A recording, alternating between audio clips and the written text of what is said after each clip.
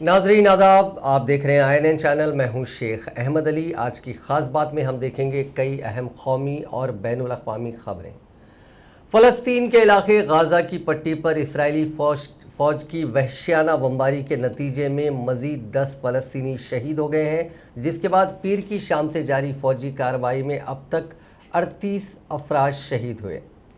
दूसरी तरफ Israeli army chief आवियो कोचावी ने एक प्रेस कॉन्फ्रेंस में गाजा की पट्टी में ऑपरेशन का दायरा वसी करने का ऐलान किया। उन्होंने गाजा की हुक्मरान हमास को संगीन नतायज की धमकी देते हुए कहा कि हमास को भारी कीमत चुकानी पड़ेगी। इजरायली आर्मी चीफ ने कहा कि हमारे हमलों का निशाना हमास की क़यादत और गाजा की पट्टी में बुनियादी ढांचा है। इसराइली आर्मी चीफ ने कहा कि गाजा की पट्टी में असलाह के ज़खायर, गोदामों और असलाह साज फैक्ट्रियों को निशाना बनाया जा रहा है। दूसरी तरफ गाजा की पट्टी में वजारत सेहत का कहना है कि पीर की शाम से जारी इसराइली बमबारी में अब तक 38 फ़लस्तीनी शहीद हो चुके हैं। शोधा में 10 बच्चे भी शामिल हैं। बमबारी में 200 से ज़्यादा फ़लस्तीनी जख्मी हुए हैं। इसराइली जंगी तैयारों ने गाजा में 2 टावरों और मेनी को बमबारी का निशाना बनाया, जिनमें मुबैना तौर पर असलाह और गोला बारूद जखीरा किया गया था। इसराइल की हुक्मरान जमात लिक्विड ने गाजा में हमास की पूरी क़यादत को ख़त्म करने का मुतालबा किया। अल अरबिया के नामानिगार के मुताबिक गाजा की पट्टी में इसराइली बमबारी के जवाब में जुनूबी अस्कलान में फ़लस्तीनियों के रॉकेट हमले किए गए। अस्कलान में होने वाले हमलों में आग भड़क उठी। नामानिगार के मुताबिक आतिशज़दगी एक पेट्रोल स्टेशन में रॉकेट लगने से हुई। फ़लस्तीनी मुज़ाहिमतकारों के रॉकेट हमलों में इसराइल के दारुल हुकूमत तेल अवीव को निशाना बनाया गया। रॉकेट हमलों में तेल अवीव में खातून हलाक और 26 जख्मी हो गए। रॉकेट हमलों के बाद इसराइल ने बिन गोरविन बैनुल अक़वामी हवाई अड्डे से परवाज़ें मुअत्तल कर दी हैं। ताहम कई घंटों के तातुल के बाद फ़्लाइट्स ऑपरेशन बहाल कर दिया गया।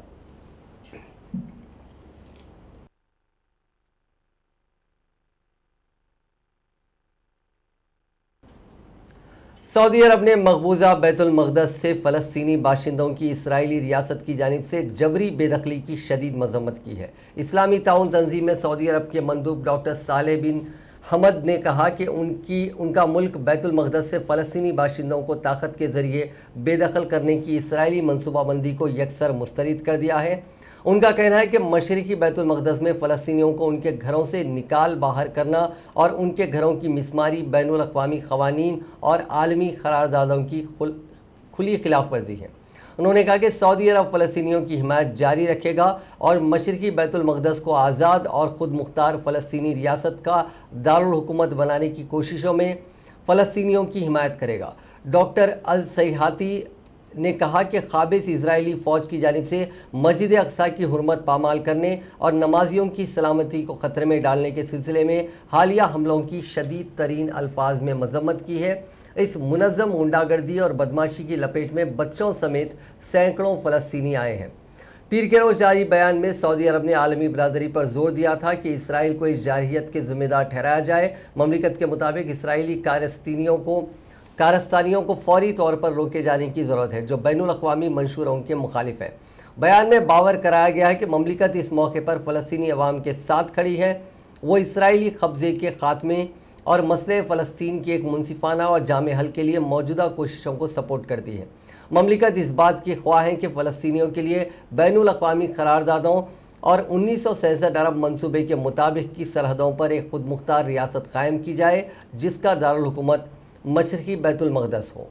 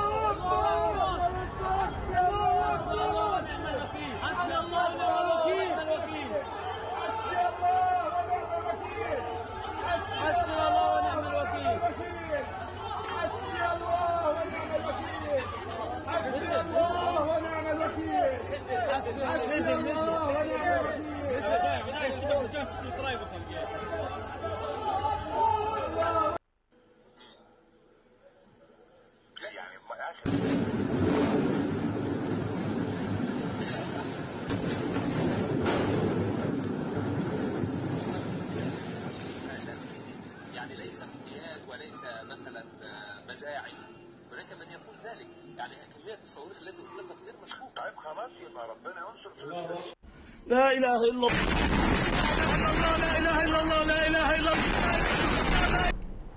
फलस्तीन पर इसराइली हमले के खिलाफ आज न्यूयॉर्क समेत दुनिया के मुख्तलिफ मुल्कों में एहतजाज मुनक्किद किया गया। मुजाहिरीन ने इसराइली बर्बरियत की शदीद मजम्मत की।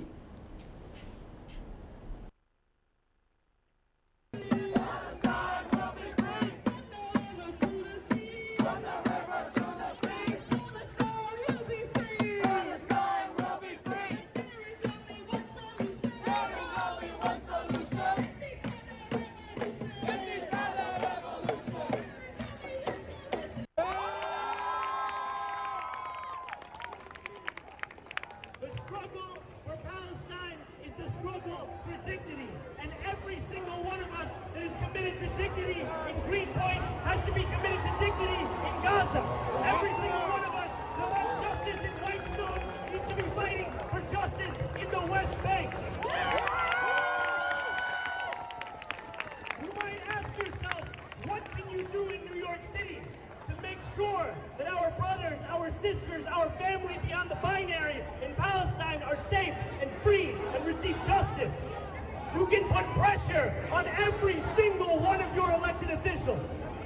At the city council, at the state assembly, at the state senate, we have elected officials who are taking paid-for trips to अब बात कोरोना वायरस की। पिछले 24 घंटों में दुनिया भर में 7,10,122 लोगों में कोरोना की तस्दीक हुई है। इस दौरान 13,444 लोगों की मौत हुई है। सबसे ज्यादा नए केसेस अब भी हिंदुस्तान में ही मिल रहे हैं। यहां बीते दिन 3,48,000 केसेस आए। इसके बाद ब्राजील में 71,018 और अमेरिका में 34,904 लोग मुतासिर हुए। कोरोना में दुनिया में कोरोना के अब तक 16 करोड़ 3 लाख से ज्यादा मामले सामने आ चुके हैं। इनमें से 33,31,000 से ज्यादा लोगों की मौत हो गई है, जबकि 13 करोड़ 90 लाख लोगों ने कोरोना को मात दी है। फिलहाल 1 करोड़ 89 लाख लोगों का इलाज चल रहा है। इनमें से 1,06,000 लोगों की हालत तशवीशनाक है।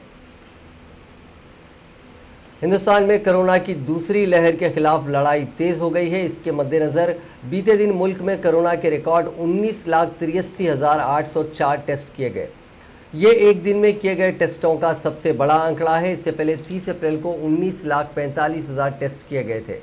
बड़ी बात यह भी रही कि रिकॉर्ड टेस्ट के बावजूद नए मुतासरीन में बड़ी बढ़ोतरी नहीं हुई। मंगल के रोज यानी पिछले 24 घंटों में 3,48,000 लोगों में ही कोरोना की तस्दीक हुई, यानी पॉजिटिविटी रेट 17.6% रहा। यह आंकड़ा 2 दिन पहले 24.9% था। बीते दिन राहत की बात यह भी रही कि लगातार दूसरे दिन नए मुतासरीन से ज्यादा मरीज ठीक हुए। पिछले 24 घंटों में 3,55,256 लोग रिकवर हुए। इससे पहले पीर के रोज 3,29,491 केसेस आए थे और 3,55,930 मरीज ठीक हुए थे। तेलंगाना में गुज़िश्ता चंद दिनों से कोरोना वायरस के केसेस और अमवात में कमी का रुझान बरकरार है। गुज़िश्ता 24 घंटों के दौरान रियासत भर में कोरोना वायरस के 4,723 मुस्बित केसेस दर्ज हुए और 31 अमवात हुई। इससे रियासत में कोरोना केसेस की कुल तादाद 5,11,711 हो गई। गुज़िश्ता 24 घंटों के दौरान रियासत भर में 69,525 नमूनों का टेस्ट किया गया। रियासत भर में हलाकतों की तादाद 2,834 हो गई। जीएचएमसी के हुदूद में 745 नए केसेस दर्ज हुए। कोरोना की दूसरी लहर के बीच मरकजी वजीर सेहत डॉक्टर हर्षवर्धन ने चारशंबे के रोज 8 रियासतों के हेल्थ मिनिस्टर्स के साथ मीटिंग की। ये वो रियासतें हैं जो कोरोना वैक्सीनेशन में पिछड़ रहे हैं। इनमें जम्मू कश्मीर, उत्तराखंड, हरियाणा, पंजाब, बिहार, झारखंड, उड़ीसा और तेलंगाना शामिल है। इजलास के बाद डॉक्टर हर्षवर्धन ने बताया कि इस दौरान कोरोना के केसेस कम करने के तरीकों पर बातचीत हुई। पिछले कुछ दिनों में केसेस अचानक बढ़े हैं। इससे निपटने के लिए कोरोना कवायद पर अमल करने की जरूरत है। उन्होंने कहा कि साइंटिस्ट की अनथक मेहनत से मुल्क में 2 वैक्सीन तैयार की गई हैं। इसके बाद मुल्क भर में 16 जनवरी को वैक्सीनेशन ड्राइव शुरू कर दी गई। एक्सपर्ट्स की सलाह को ध्यान में रखकर सबसे पहले हेल्थ केयर वर्कर्स, फिर फ्रंटलाइन वर्कर्स और उम्र के हिसाब से लोगों को वैक्सीनेशन के दायरे में लाया गया। रियासती हुकूमतें भी इस सिलसिले में काफ़ी अच्छा काम कर रही हैं। देश में वैक्सीन्स की जो प्रोडक्शन है, जो कि अभी लगभग मई के महीने में संभावना है कि ये 8 करोड़ के करीब होगी और जून के महीने में ये लगभग 9 करोड़ होगी।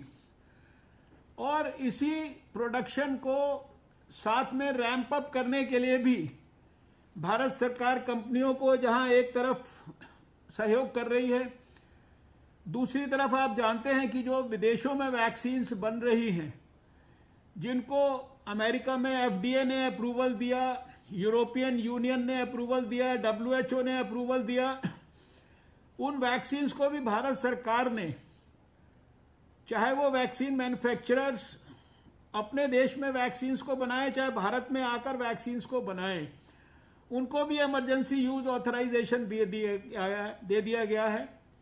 अर्थात वैक्सीन का प्रोडक्शन रैंप अप करने के लिए, देश में अधिक से अधिक वैक्सीन उपलब्ध कराने के लिए with in the country also और from outside the country also, Bharat सरकार सब प्रकार के प्रयास कर रही है।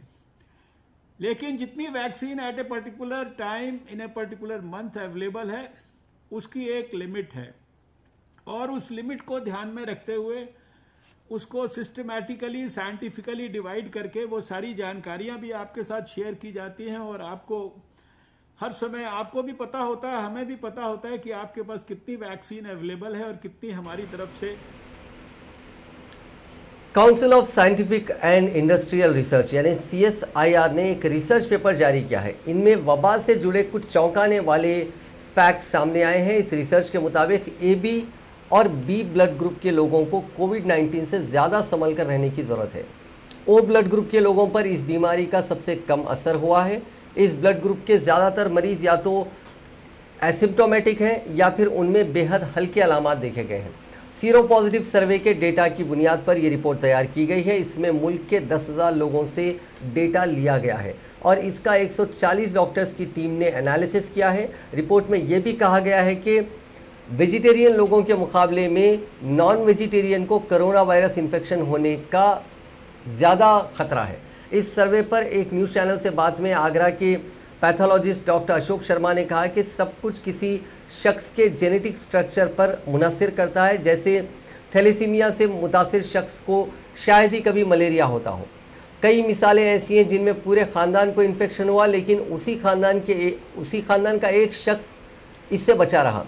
इसकी वजह जेनेटिक स्ट्रक्चर है। डॉक्टर शर्मा ने कहा कि हो सकता है कि O ब्लड ग्रुप का इम्यून सिस्टम इस वायरस के खिलाफ AB और B ग्रुप वालों से ज्यादा मजबूत हो। हालांकि अभी इस रिसर्च पर और स्टडी किए जाने की जरूरत है, लेकिन इस रिसर्च के मायने ये नहीं है कि O ब्लड ग्रुप वालों को कोविड प्रोटोकॉल पर अमल करना छोड़ देना चाहिए। वो पूरी तरह इस वायरस से इम्यून नहीं है और उन्हें भी दिक्कत हो सकती है। वहीं एक senior physician doctor SK Kalra ने कहा कि ये सिर्फ सैंपल सर्वे है, ये एक्सपर्ट्स की जानिब से रिव्यू किए गए रिसर्च पेपर नहीं है। इसमें ये बात साइंटिफिक बुनियाद पर साफ नहीं हो रही है कि अलग ब्लड ग्रुप वालों की इन्फेक्शन रेट क्यों अलग है। अभी O ब्लड ग्रुप और बेहतर इम्यूनिटी को कनेक्ट करना जल्दबाजी होगी।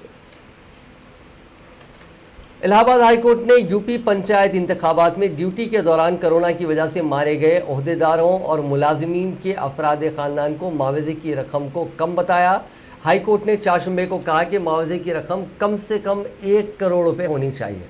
जस्टिस सिद्धार्थ वर्मा और जस्टिस अजीत कुमार की बेंच ने उत्तर प्रदेश में वबा फैलने और क्वारंटाइन सेंटर्स के हालात को लेकर दायर पब्लिक इंटरेस्ट लिटिगेशन पर सुनवाई के दौरान ये बात कही। इस मामले की अगली सुनवाई 17 मई को होगी।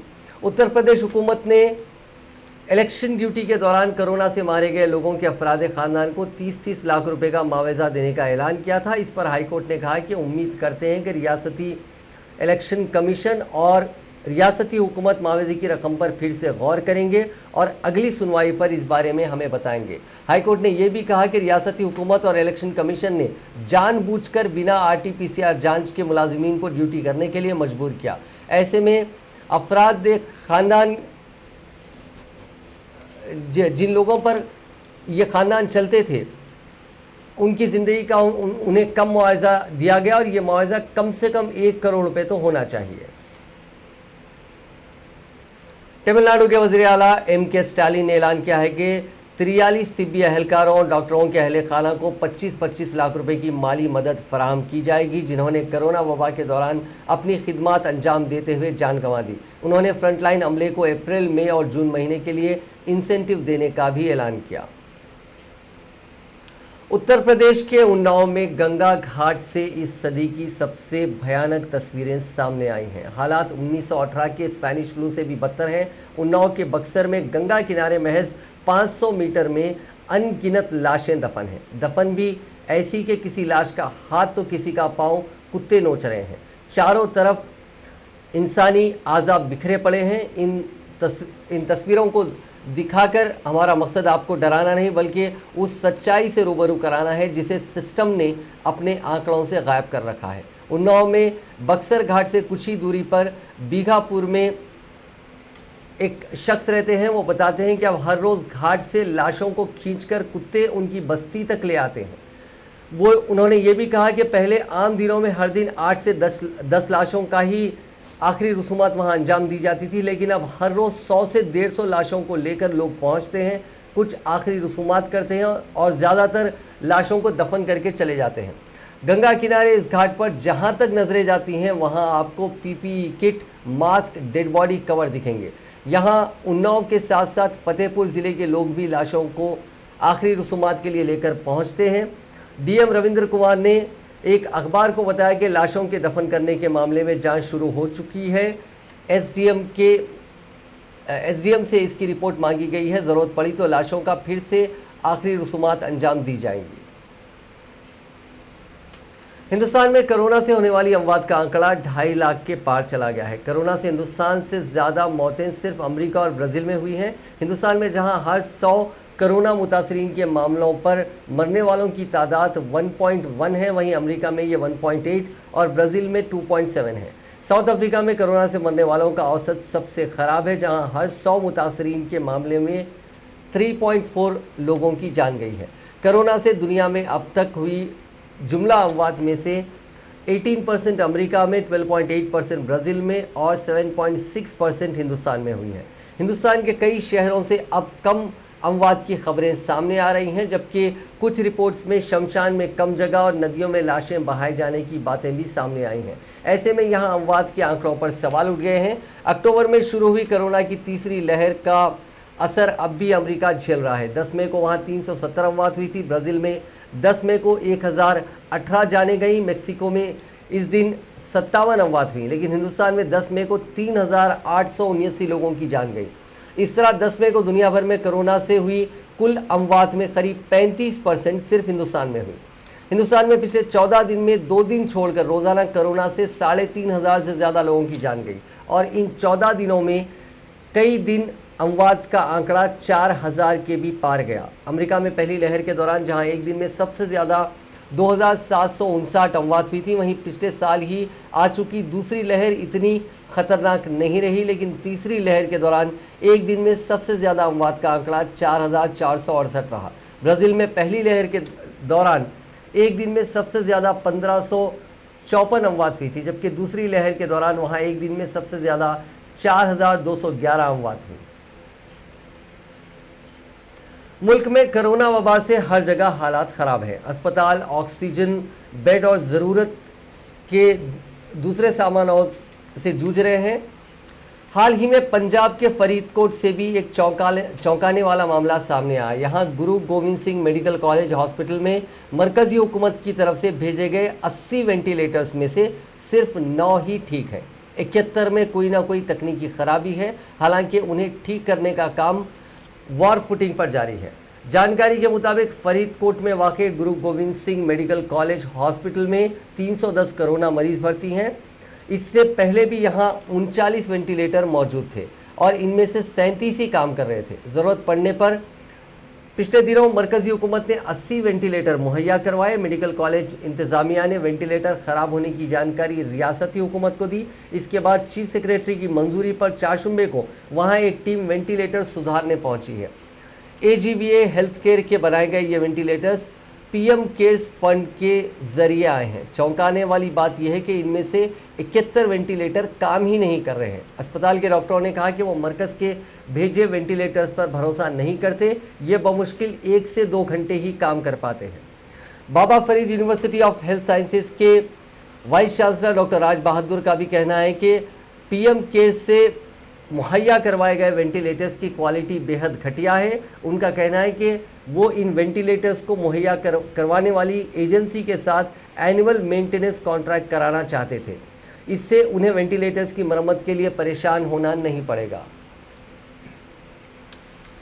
ये इंसानियत को शर्मसार करने वाली तस्वीरें हैं। जिंदा इंसान को इलाज नहीं मिल रहा है और मुर्दे को आखिरी सफर नसीब नहीं है। किस दुनिया में हम जा रहे हैं? इस वबा ने हम सभी को अपनों से दूर कर दिया, लेकिन इतना दूर ये कैसा सिस्टम है जो अपनों को मरने के बाद भी एहतराम नहीं दे पा रहा है? मौत के बाद लाशों के आखिरी रसूमात, जो जुलूसे जनाजा होता है, अंतिम यात्रा निकाली जाती है, लेकिन उत्तर प्रदेश में जो तस्वीरें आई हैं वो सिस्टम की अंतिम यात्रा है। पहला केस आपको बता दें कि 4 कंधे नहीं मिले तो लाश को कूड़े की गाड़ी में डाल दिया गया। यह वाकया शामली का है। यहां जलालाबाद में प्रमीला नाम की खातून ने ब्रेन हैमरेज के चलते दम तोड़ दिया। लाश को शमशान घाट तक पहुंचाने के लिए घर में कोई नहीं था। आसपास के लोगों ने भी मदद नहीं की। पड़ोस के एक डॉक्टर ने इसकी इतला म्युनिसिपैलिटी को दी।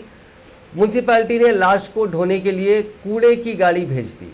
नगर निगम यानी म्युनिसिपल कॉरपोरेशन की ये करतूत अब लोगों के सामने आई है। फिलहाल ये तस्वीर पूरी दुनिया में सिस्टम की पोल खोल रही है।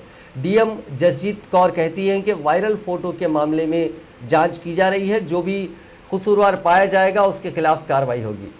ये दूसरी तस्वीर गोरखपुर में एम्बुलेंस की है। माफ कीजिएगा, एम्बुलेंस अगर जब नहीं मिला तो एक ठेले पर ही जो अंतिम यात्रा है वो ले जाई गई है। गोरखपुर के बड़हलगंज कस्बे में मंगल के रोज 100 साल के भगवत गुप्ता का इंतकाल हो गया। उनकी लाश ठेले पर शमशान पहुंचाई गई। गुप्ता अपनी बेटी के पास रहते थे। 3 दिन पहले उन्हें खांसी और बुखार हुआ। डॉक्टर ने दवा दी लेकिन कोई फायदा नहीं हुआ। मंगल के रोज उनका इंतकाल हो गया। दामाद पारसनाथ गुप्ता ने एम्बुलेंस के लिए फोन किया लेकिन नहीं मिली। मजबूरन दामाद ने ठेला उठाया और लाश लेकर शमशान घाट तक पहुंच गए। यहां 2 लोगों ने उनकी मदद की और लाश को नीचे उतारा। ये तीसरी तस्वीर है कि लाश पूरी तरह जलाने का भी वक्त नहीं बचा है लोगों के पास। ललितपुर के सुराईघाट शमशान घाट पर इन दिनों दिल दहला देने वाला माहौल है। यहां एक लाश सही से जल भी नहीं पाती कि दूसरी पहुंच जाती है।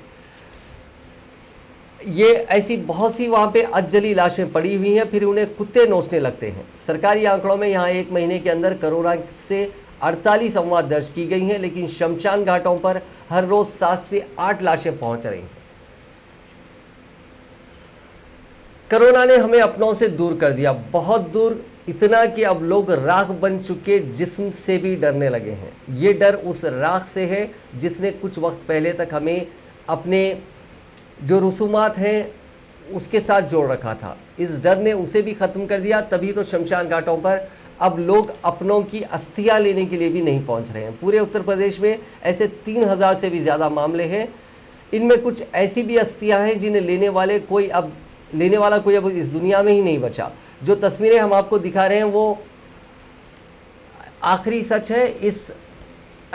ये जो कलश आप देख रहे हैं, ये कलश अलग अलग शमशान घाटों में जमा है। ये तस्वीरें डर के आगे इंसानियत और रिश्तों की खत्म होती अहमियत को बयां कर रही हैं। उस सच्चाई से भी ये रूबरू करा रही हैं जिसे सिस्टम नाम दिया गया है। मजहबी जो रसूमात होती हैं, उन रसूमात के तहत इन कलशों को, लाश को जलाने के बाद में जो राख होती है वो जमा की जाती है और रिश्तेदार उसे लेते हैं, जिसे बाद में कुछ अलग अलग नदियों में बहाया जाता है। लेकिन अलग अलग शमशान घाटों से रिश्तेदार ये कलश लेने के लिए नहीं आ रहे हैं। अब ये फैसला किया गया है कि जो मकामी पुजारी हैं वही इस राख को नदियों में बहा देंगे। मुल्क में कई रियासतों में कोरोना वैक्सीन की कमी की शिकायत के बीच भारत बायोटेक ने मंगल के रोज वैक्सीन की डायरेक्ट सप्लाई के बारे में बताया था। कंपनी ने बताया कि वो कोवैक्सीन की सप्लाई जारी रखेगी। इसी के मद्देनजर 1 मई से अब तक 18 रियासतों को सीधी सप्लाई की जा रही है।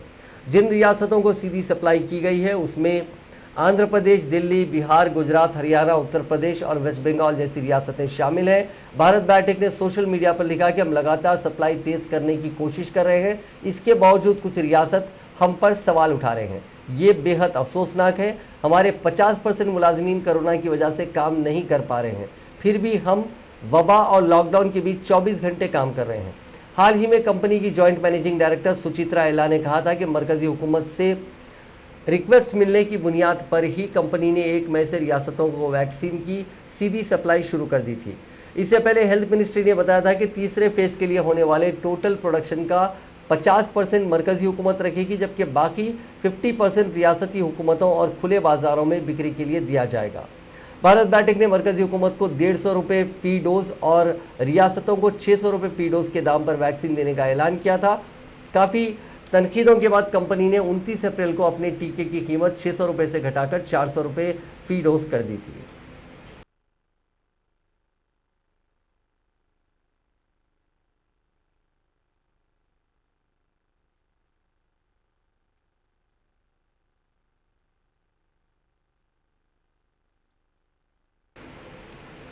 दिल्ली में ऑक्सीजन का मसला सुलझता दिख रहा है, लेकिन अब वैक्सीन को लेकर वहां की हुकूमत लगातार फिक्रमंद दिख रही है। सीएम अरविंद केजरीवाल के बाद अब डिप्टी सीएम मनीष सिसोदिया ने वैक्सीन की कमी के चलते सेंटर्स बंद होने की बात कही। सिसोदिया ने कहा कि भारत बायोटेक ने दिल्ली के लिए जायद वैक्सीन देने से इनकार कर दिया है, ऐसे में उन्होंने 100 वैक्सीनेशन सेंटर्स बंद करने पर मजबूर होना पड़ रहा है।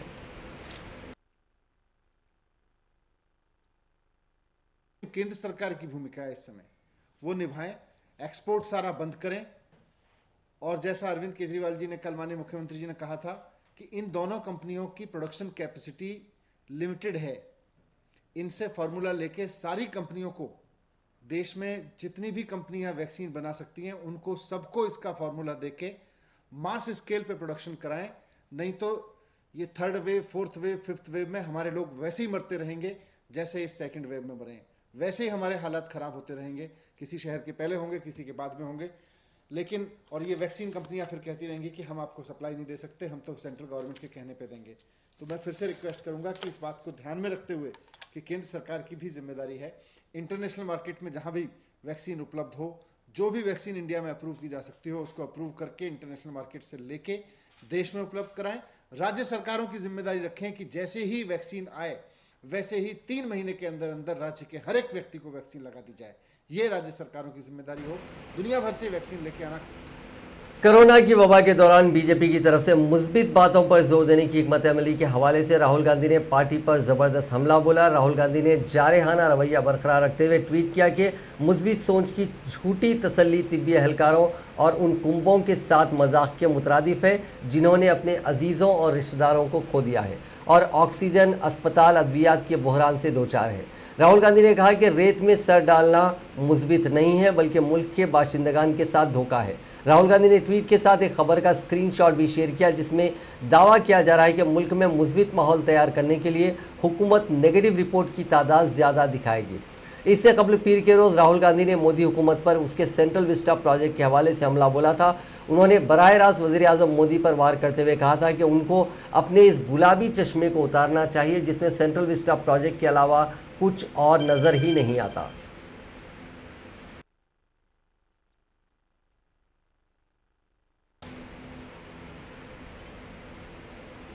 कांग्रेस की जनरल सेक्रेटरी प्रियंका गांधी वाड्रा ने कहा कि मुल्क के हर घर तक कोरोना वैक्सीन पहुंचनी जरूरी है और इसी से ही कोरोना वायरस को हराया जा सकता है, लेकिन मोदी हुकूमत ने इसे कभी संजीदगी से नहीं लिया और यही वजह है कि मुल्क में बनने वाली वैक्सीन की कमी की किल्लत का आज हमें सामना है। इसके लिए बैरून मुल्क से पहले ही ऑर्डर मिल रहे थे और हमारी हुकूमत सोती रही।